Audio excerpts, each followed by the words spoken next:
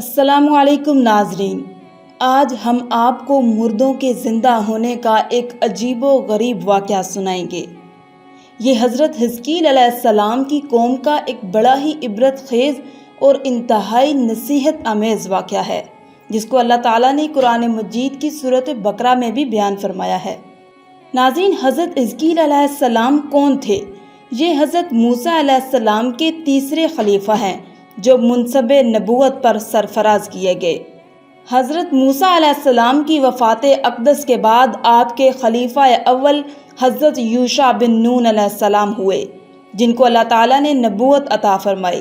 ان کے بعد حضرت کالب بن یحنہ علیہ السلام حضرت موسیٰ علیہ السلام کی خلافت سے سرفراز ہو کر مرتبہ نبوت پر فائز ہوئے۔ پھر ان کے بعد حضرت حزقیل علیہ السلام حضرت موسیٰ علیہ السلام کے جانشین اور نبی ہوئے۔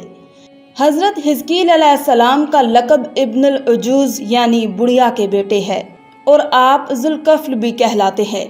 ابن العجوز کہلانے کی وجہ یہ ہے کہ یہ اس وقت پیدا ہوئے تھے جبکہ ان کی والدہ ماجدہ بہت بوڑھی ہو چکی تھی، اور آپ کا لقب ذوالکفل اس لیے ہوا کہ آپ نے اپنی کفالت میں لے کر 70 انبیاء کرام کو قتل سے بچا لیا تھا، جن کے قتل پر یہودی قوم آمادہ ہو گئی تھی۔ پھر یہ خود بھی خدا کے فضل و کرم سے یہودیوں کی تلوار سے بچ گئے اور برسوں زندہ رہ کر اپنی قوم کو ہدایت فرماتے رہے۔ ناظرین، مردوں کے زندہ ہونے کا واقعہ کچھ یوں ہے کہ بنی اسرائیل کی ایک جماعت جو حضرت حزقیل علیہ السلام کے شہر میں رہتی تھی، شہر میں طاعون کی وبا پھیل جانے سے ان لوگوں پر موت کا خوف سوار ہو گیا، اور یہ لوگ موت کے ڈر سے سب کے سب شہر چھوڑ کر ایک جنگل میں بھاگ گئے اور وہیں رہنے لگے۔ تو اللہ تعالیٰ کو ان لوگوں کی یہ حرکت بہت زیادہ ناپسند ہوئی، چنانچہ اللہ تعالیٰ نے ایک عذاب کے فرشتے کو اس جنگل میں بھیج دیا، جس نے ایک پہاڑ کی آڑ میں چھپ کر اور چیخ مار کر بلند آواز سے یہ کہہ دیا کہ موتو، یعنی تم سب مر جاؤ۔ اور اس مہیب اور بھیانک چیخ کو سن کر بغیر کسی بیماری کے بالکل اچانک یہ سب کے سب مر گئے، جن کی تعداد 70,000 تھی۔ ان مردوں کی تعداد اس قدر زیادہ تھی کہ لوگ ان کے کفن و دفن کا کوئی انتظام نہیں کر سکے، اور ان مردوں کی لاشیں کھلے میدان میں بے گور و کفن 8 دن تک پڑی رہیں۔ یہ لاشیں پڑی پڑی سڑنے لگیں اور بے انتہا تعفن اور بدبو سے پورے جنگل بلکہ اس کے اطراف میں بھی بدبو پیدا ہو گئی۔ کچھ لوگوں نے ان کی لاشوں پر رحم کھا کر چاروں طرف سے دیوار اٹھا دی تاکہ یہ لاشیں درندوں سے محفوظ رہیں۔ کچھ دنوں کے بعد حضرت حزقیل علیہ السلام کا اس جنگل میں ان لاشوں کے پاس گزر ہوا تو اپنی قوم کے 70,000 انسانوں کی اس موت ناگہانی اور بے گور و کفن لاشوں کی فراوانی دیکھ کر رنج و غم سے ان کا دل بھر گیا۔ آپ دیدہ ہو گئے اور باری تعالیٰ کے دربار میں دکھ بھرے دل سے گڑ گڑا کر دعا مانگنے لگے کہ یا اللہ، یہ میری قوم کے افراد تھے جو اپنی نادانی سے یہ غلطی کر بیٹھے کہ موت کے ڈر سے شہر چھوڑ کر جنگل میں آ گئے۔ یہ سب میرے شہر کے باشندے ہیں، ان لوگوں سے مجھے انس تھا اور یہ لوگ میرے دکھ سکھ کے شریک تھے۔ افسوس کہ میری قوم ہلاک ہو گئی اور میں بالکل اکیلا رہ گیا۔ اے میرے رب، یہ وہ قوم تھی جو تیری حمد کرتی تھی اور تیری توحید کا اعلان کرتی تھی اور تیری کبریائی کا خطبہ پڑھتی تھی۔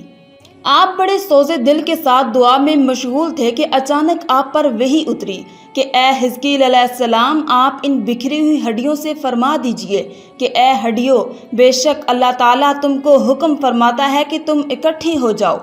یہ سن کر بکھری ہوئی ہڈیوں میں حرکت پیدا ہوئی اور ہر آدمی کی ہڈیاں جمع ہو کر ہڈیوں کے ڈھانچے بن گئے۔ پھر یہ وحی آئی کہ اے حزقیل علیہ السلام، آپ فرما دیجئے کہ اے ہڈیوں، تم کو اللہ کا یہ حکم ہے کہ تم گوشت پہن لو۔ یہ کلام سنتے ہی فوراً ہڈیوں کے ڈھانچوں پر گوشت پوست چڑھ گئے۔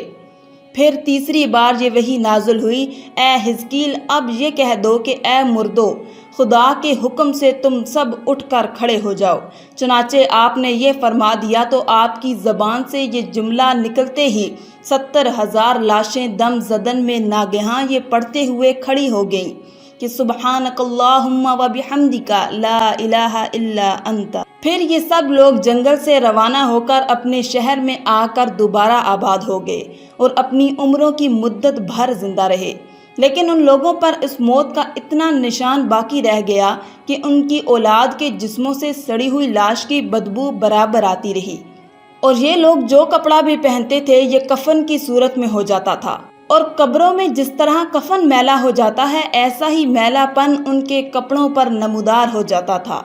چنانچہ یہ اثرات آج تک ان یہودیوں میں پائے جاتے ہیں جو ان لوگوں کی نسل سے باقی رہ گئے۔ یہ عجیب و غریب واقعہ قرآن مجید کی سورۃ بقرہ میں اللہ تعالیٰ نے اس طرح بیان فرمایا کہ اے محبوب، کیا تم نے نہ دیکھا تھا انہیں جو اپنے گھروں سے نکلے اور وہ ہزاروں تھے، موت کے ڈر سے تو اللہ تعالیٰ نے ان سے فرمایا مر جاؤ، پھر انہیں زندہ فرما دیا۔